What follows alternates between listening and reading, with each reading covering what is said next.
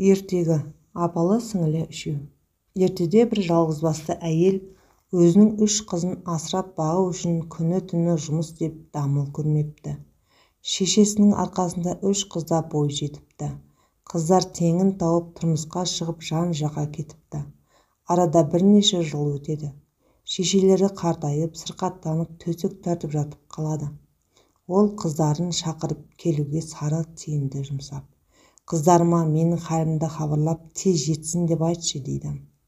Сары тиын үлкен қызға келіп, анасының жайын айтып өтініш жеткізеді. «Қабая» деп үлкен қыз терең күрсініпті. «Мен барар едім-ау, бірақ алдымен мынаны тазалауым керек» депті алдындағы тегешті көрсетіп.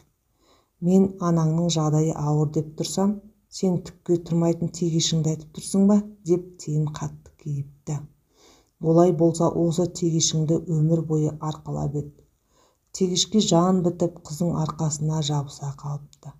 Шешесін бағаламаған үлкен қыз көзді ашып жұмғанша тасбақаға айналып шыға келіпті. Тиын екінші қызға барып мән-жайды түсіндіріпті. «Қабая» депті бұл да. «Анама барып көмектесер едім, алайда жәрмеңкеге апаратын тоқымамды тоқып бітіруім керек». «Олай болса өмір бойы тыным таппастан тоқымаңды тоқи бер» деп тиын қатты кейіпті. Ортаншы қыз әп-сәтте өрмекшіге айналыпты. Ал кенже қыз тиын келгенде қамыр илеп жатыр екен. Ол ештеңе айтпастан қолын сүртуге де шамасы келмей бірден анасына қарай жүгіре жөнеліпті. «Әрқашан адамдарға қуаныш пен шаттық әкелгейсің. Адамдар өзіңді, ұрпағыңды да аялап жақсы көрсін» деп тиын бата беріпті.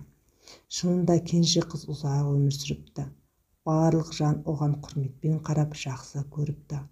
Ал әбден қартайып өмірден өткеннен кейін алтын араға айналыпты. Ол жаз бойы гүлден гүлге қонып адамдар үшін бал жинапты. Ал қыста өзге жәндіктер суықтан өліп жатқанда алтын ара жылы ұясына кіріп терең ұйқыға кетеді екен. Ал оянғанда тек балмен қоректеніпті.